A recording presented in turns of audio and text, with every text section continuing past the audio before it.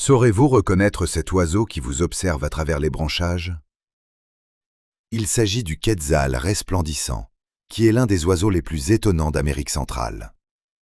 Chez le mâle, les immenses plumes vertes qui peuvent dépasser largement la longueur du corps ne sont pas réellement les plumes de la queue. Ce sont des couvertures caudales extrêmement allongées qui recouvrent la vraie queue.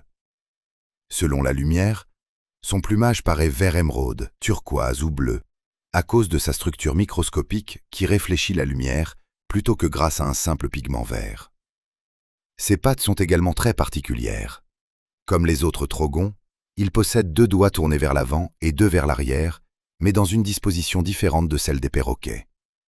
Il niche généralement dans une cavité creusée dans du bois tendre ou pourri, et le mâle comme la femelle participe à l'incubation. Grand amateur de fruits, notamment des avocats sauvages presque aussi larges que sa tête, il les avale entiers, puis régurgite les noyaux plus loin, ce qui aide directement la forêt à se régénérer. Ses longues plumes peuvent donner l'impression qu'il mesure près d'1 mètre, alors que son corps est beaucoup plus petit. Pendant la saison de reproduction, le mâle effectue des vols nuptiaux spectaculaires au-dessus de la canopée, ses longues plumes ondulant derrière lui. Il était considéré comme sacré par plusieurs civilisations précolombiennes, et ses longues plumes étaient associées au pouvoir et aux divinités. Aujourd'hui encore, il est tellement emblématique qu'il a donné son nom à la monnaie du Guatemala. Et malgré ses couleurs spectaculaires, il peut être étonnamment difficile à repérer dans une forêt ou à travers les branchages.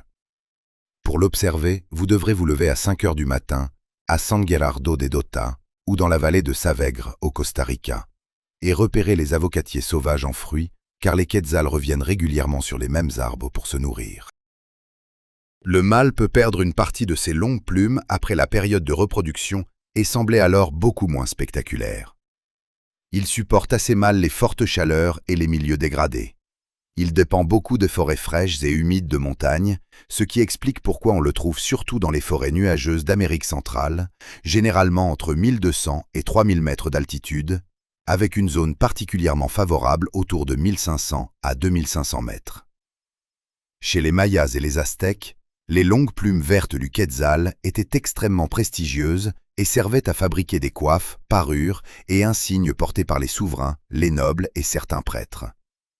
Elles symbolisaient le pouvoir, la richesse et le lien avec les divinités. Le quetzal était considéré comme sacré, et ses plumes avaient parfois une valeur comparable à celle de biens très précieux. On évitait généralement de tuer l'oiseau. Il pouvait être capturé, ses longues plumes prélevées, puis relâchées.